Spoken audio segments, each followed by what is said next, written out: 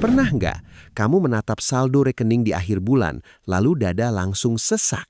Kamu kerja banting tulang bagai kuda selama 30 hari, tapi uangnya cuma numpang lewat 3 hari. Sisanya hilang entah kemana, seperti kebocoran halus yang nggak kelihatan tapi pasti. Dan pada titik itu, uang berubah jadi monster, sumber stres utama, bukan alat untuk bikin hidup lebih merdeka. Kalau kamu ngerasa begitu, tenang, kamu nggak sendirian. Yang bikin sakit, kamu sudah melakukan yang benar menurut banyak orang. Kamu sekolah belasan tahun, digenjot supaya dapat ijazah, supaya bisa cari uang. Tapi lucunya, selama itu juga, hampir nggak ada yang ngajarin 1 jam pun cara mengelola uang yang kamu cari mati-matian itu. Jadi kalau hari ini kamu kewalahan, itu bukan karena kamu bodoh, tapi karena kamu memang dibiarkan bertarung tanpa peta. Sekarang lihat siklus yang paling sering terjadi di kelas menengah. Kamu kerja, lalu gajian, lalu bayar paylater dan cicilan, lalu hiburan sebentar buat balas dendam capeknya kerja. Setelah itu bokek, panik, dan balik lagi ngutang. Besoknya kamu kerja lebih keras, bukan untuk maju, tapi untuk nutup lubang kemarin. Itu roda hamster raksasa. Kamu lari terus, tapi posisimu tetap di tempat yang sama. Dan ini tamparan pertamanya. Masalah utamanya sering bukan gaji kamu yang kekecilan, tapi sistem operasi di kepala kamu yang salah tentang uang. Karena gaji naik pun bisa tetap habis kalau gaya hidup ikut naik tanpa rem. Kamu merasa layak, merasa pantas, lalu standar hidup naik setahap demi setahap, sampai akhirnya kamu balik lagi ke titik nol, cuma dengan barang lebih banyak dan beban lebih berat. Orang kaya sejati tidak menghabiskan hidupnya kerja banting tulang demi uang. Mereka mengubah permainan, mereka bikin uang bekerja keras buat mereka, bahkan ketika mereka tidur. Itu bedanya pekerja dengan pemilik mesin. Pekerja mengandalkan tenaga, pemilik mengandalkan sistem. Dan kabar buruknya, rahasia ini jarang diajarkan ke orang yang tiap bulan hidupnya dikejar tagihan. Jadi dengar baik-baik. Di episode Uang Cash kali ini, kita bongkar cara memutar uang dari titik nol dengan langkah yang bisa dilakukan bahkan kalau gajimu pas-pasan. Siapkan catatanmu, karena yang akan kamu dengar bisa bikin cara pandangmu jungkir balik. Tonton sampai detik terakhir atau biarkan masa depanmu terus dijajah oleh tagihan bulanan. Banyak orang merasa aman karena punya tabungan. Ada angka yang diam di rekening, lalu hati jadi tenang, seolah itu benteng. Padahal kenyamanan itu palsu.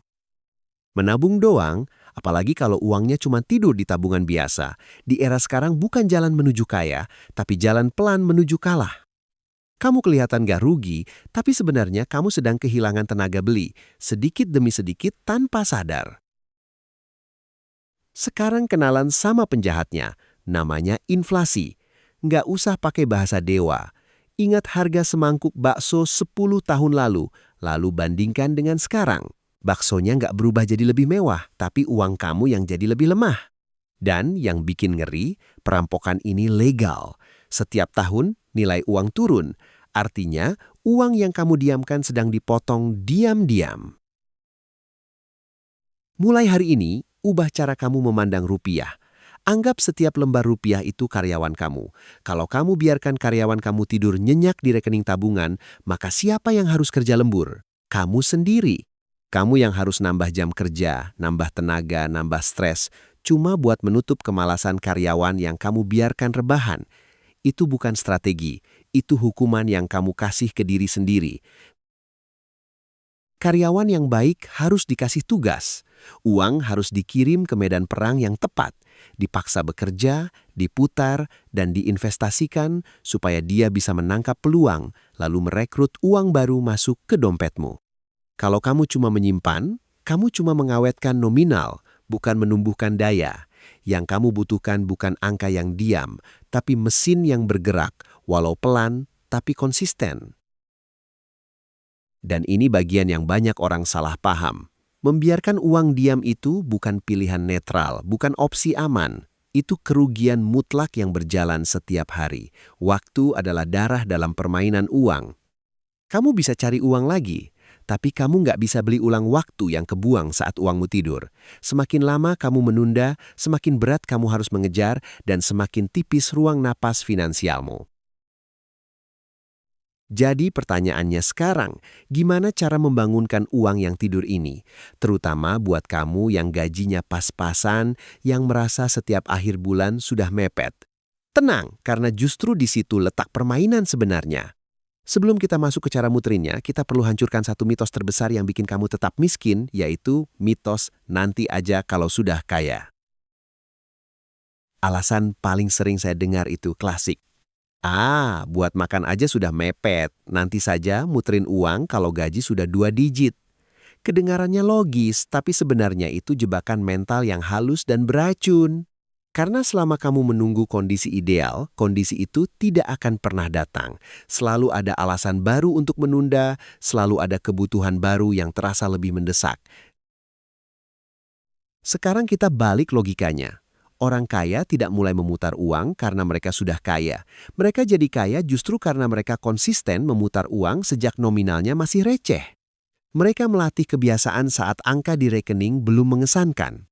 Jadi kalau hari ini kamu menunggu 20 juta per bulan untuk mulai disiplin, kemungkinan besar saat 20 juta itu datang, kebiasaan borosmu yang akan naik level, bukan asetmu.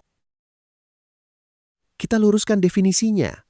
Memutar uang bukan berarti kamu harus paham grafik rumit, trading setiap hari, atau punya modal 1 miliar. Itu ilusi yang bikin banyak orang mundur sebelum mulai. Memutar uang itu sesederhana membuat 100.000 hari ini berubah jadi 110.000 dalam waktu tertentu dengan cara yang terukur. Fokusnya bukan sensasi, tapi progres. Contoh paling sederhana, kamu punya sisa 500.000. Daripada habis untuk sepatu diskonan yang sebenarnya tidak kamu butuhkan, kamu bisa belikan barang kebutuhan yang cepat laku, lalu jual lagi ke teman kantor atau lewat online. Margin kecil tidak masalah. Yang penting kamu belajar prosesnya. Kamu belajar beli dengan hitungan, jual dengan strategi, dan menikmati uang yang beranak dari keputusanmu sendiri. Kalau waktumu sempit karena kerja shift atau lembur, bukan berarti kamu tidak bisa mulai. Uang yang nganggur di rekening bisa dipindahkan ke instrumen yang lebih produktif dengan risiko terukur. Ada pilihan yang konservatif, yang imbal hasilnya tipis tapi stabil. Tidak perlu dramatis, tidak perlu heroik. Cukup satu langkah kecil yang membuat uangmu tidak lagi sepenuhnya diam. Yang sedang kamu bangun sebenarnya bukan cuma tambahan cuan, tapi otot finansial, seperti latihan fisik beban kecil dulu yang membentuk disiplin. Kalau kamu tidak sanggup mengelola 1 juta dengan rapi, semesta tidak punya alasan menitipkan 1 miliar kepadamu. Uang dalam jumlah besar hanya memperbesar karakter dan kebiasaan yang sudah ada. Jadi, pertanyaannya bukan kapan kamu kaya, tapi kapan kamu mulai melatih diri. Kesalahan paling fatal yang dilakukan hampir semua orang itu kelihatan sepele, tapi efeknya menghancurkan. Mereka menunggu sisa uang di akhir bulan untuk ditabung atau diputar. Masalahnya, sisa itu hampir tidak pernah ada. Nafsu belanja selalu bisa menyesuaikan diri, pengeluaran selalu menemukan jalannya, dan ujung-ujungnya kamu cuma menyisakan penyesalan. Kalau metode kamu adalah nanti kalau ada sisa, berarti kamu sedang membangun masa depan di atas sesuatu yang tidak pasti. Mulai sekarang, balik urutannya. Begitu notifikasi gajian masuk, detik itu juga kamu potong minimal 10% di awal. Bukan setelah bayar ini itu, tapi sebelum semuanya. Pindahkan ke tempat yang tidak bisa kamu sentuh sembarangan. Anggap itu uang wajib, bukan opsi. Kalau kamu butuh angka contoh, dari 5 juta, amankan 500.000 dulu. Baru sisanya kamu atur untuk hidup. Kamu harus paham sisi psikologinya. Kamu rela bayar cicilan motor tepat waktu, rela bayar wifi, rela bayar kopi mahal, semua itu untuk memperkaya pihak lain. Tapi, giliran membayar versi dirimu di masa depan, kamu mendadak pelit dan banyak pertimbangan. Padahal, masa depan kamu itu kreditur paling penting. Kalau kamu tidak bayar dia dari sekarang, nanti dia menagih dengan bunga berupa stres, utang, dan pilihan hidup yang makin sempit. Dan jangan percaya pada niat baikmu sendiri saat kamu pegang uang. Niat itu rapuh, apalagi ketika kamu capek, lapar mata, atau lagi diskon besar. Solusinya bukan motivasi, tapi sistem. Pakai auto debit. Biar robot yang kerja. Begitu gajian, uang langsung disisihkan otomatis tanpa menunggu kamu jadi orang suci dulu. Ini cara orang dewasa mengelola kelemahan dirinya. Sekarang kamu mungkin takut. Kalau dipotong dulu, nanti kurang buat hidup. Itu ilusi. Otak manusia itu jenius beradaptasi. Kalau kamu selama ini bisa hidup dengan 100% gaji, kamu hampir pasti bisa hidup dengan 90% juga. Hanya saja kamu harus lebih sadar. Yang berubah bukan kemampuan bertahan hidupmu, tapi cara kamu memilih. Dan justru di situ karakter finansial kamu dibentuk. Ada bonus yang orang jarang sadari. Begitu uang masa depan sudah aman di awal, sisa uang yang kamu pakai buat kebutuhan atau self-reward rasanya jauh lebih tenang. Nongkrong jadi tidak disertai rasa bersalah, belanja jadi lebih sadar, dan kamu berhenti dihantui pikiran bulan depan gimana. Kamu tidak lagi hidup dalam mode panik. Kamu sedang membangun rasa aman yang benar, bukan rasa aman palsu.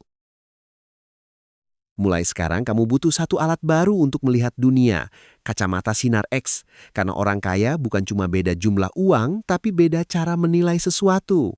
Mereka memandang setiap keputusan belanja sebagai keputusan investasi, entah kamu sadar atau tidak. Dengan kacamata ini, kamu akan bisa membedakan mana yang memperkuat dompetmu dan mana yang diam-diam mengurasnya tiap bulan. Definisinya harus brutal biar nancep. Aset adalah sesuatu yang memasukkan uang ke kantongmu, entah sekarang atau nanti. Liabilitas adalah sesuatu yang menyedot uang dari kantongmu secara rutin. Aset itu mesin, liabilitas itu lintah. Banyak orang mengira aset itu sekadar punya barang, padahal kalau barang itu bikin kamu keluar uang terus, itu bukan aset, itu beban yang kamu pelihara. Sekarang kita telanjangi gaya hidup yang sering dibanggakan. Beli HP flagship terbaru pakai pay later 12 bulan, tapi fungsinya cuma buat scrolling, pamer di story, dan balas chat doang. Itu liabilitas. Kamu sedang bayar cicilan untuk gengsi. Kecuali HP itu dipakai buat jualan, ngonten, atau kerja yang benar-benar menghasilkan uang, barulah dia punya potensi jadi aset. Bukan karena barangnya, tapi karena cara kamu memakainya. Makanya kamu butuh mantra sebelum menekan tombol check out. Setiap kali kamu mau beli sesuatu, berhenti 10 detik, lalu tanya keras ke diri sendiri. Apakah benda ini akan bantu saya nyetak uang, atau cuma akan nguras duit saya bulan depan? Pertanyaan ini bukan untuk bikin hidup kamu miskin dan menderita. Ini untuk memutus keputusan impulsif yang selama ini bikin kamu jadi budak cicilan. Ini pukulan yang mungkin bikin panas, tapi perlu. Berhentilah berusaha terlihat kaya dengan membeli rongsokan masa depan. Orang miskin beli gaya pakai utang, orang kaya beli aset secara diam-diam.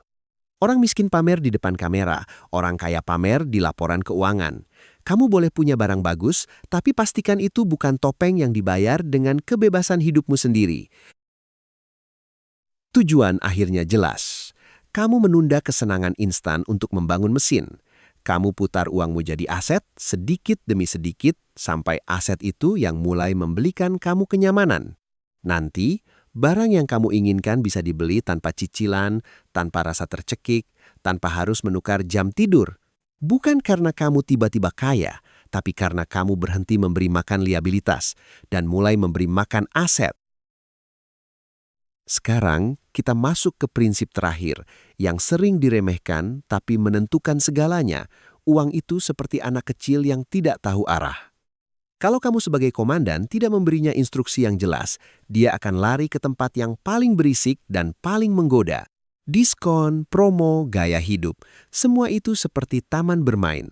Tanpa komando yang tegas, uangmu akan selalu nyasar dan menguap tanpa jejak. Kamu harus memberi nama pada setiap rupiah yang masuk. Ini yang disebut zero-based budgeting. Setiap uang punya pos dan tujuan sebelum bulan itu berjalan. Ada pos dana darurat sebagai benteng pertahanan, supaya kamu tidak panik dan ngutang saat krisis. Ada pos investasi sebagai pasukan penyerang yang tugasnya memutar uang, dan ada pos kebutuhan sebagai logistik harian, Uang tanpa nama adalah uang yang siap hilang. Sekarang turunkan ekspektasimu ke bumi. Rahasia kaya raya itu tidak seksi, tidak ada efek kilat, tidak ada sulap instan.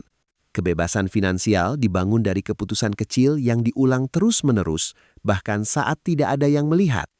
Ini permainan konsistensi, bukan sensasi. Yang membedakan hasil 5 tahun ke depan bukan satu langkah besar, tapi ratusan langkah kecil yang tidak kamu lewatkan. Kalau kamu merasa sudah telat, hentikan drama itu sekarang. Waktu terbaik menanam pohon memang 10 tahun lalu, tapi waktu terbaik kedua adalah hari ini. Bayangkan hidupmu 5 tahun lagi kalau mulai besok pagi kamu benar-benar menjalankan 3 prinsip ini. Bandingkan dengan versi dirimu yang tetap menunda, 2 arah hidup yang jaraknya makin lama makin jauh. Sekarang saya tantang kamu. Kalau semua yang kamu dengar ini menampar realita finansialmu, jangan cuma diam. Ketik di kolom komentar, saya komitmen mulai hari ini.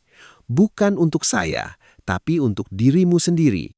Jadikan itu deklarasi publik bahwa kamu berhenti jadi korban sistem dan mulai jadi komandan atas uangmu sendiri. Klik subscribe dan nyalakan loncengnya supaya kamu tidak kembali tersesat di matriks cicilan dan gaya hidup palsu. Di channel ini, kita tidak cuma bicara cari uang, tapi membangun sistem supaya uang yang mencari kamu. Saya Zian, dan ingat baik-baik, kebebasan finansial bukan soal angka, tapi soal kontrol.